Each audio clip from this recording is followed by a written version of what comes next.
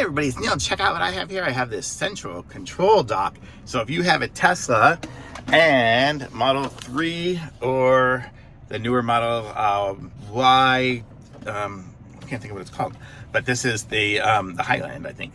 So this is the dock. So it will go into your center console and stick up from there.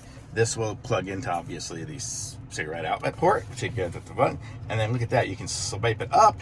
And then you have your cables here. You have a 65 watt charger, a 35 or a 30 watt USB-C, and a 65 watt one. So you can even charge your laptop in it. And look at this, when I put it down here, it has a retractable cord, so you can kind of pull it out.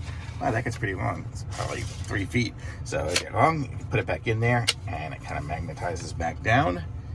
And then you also have a USB-C and a USB port. And then if you want to hide them, just close them up. No one has to see that if they're.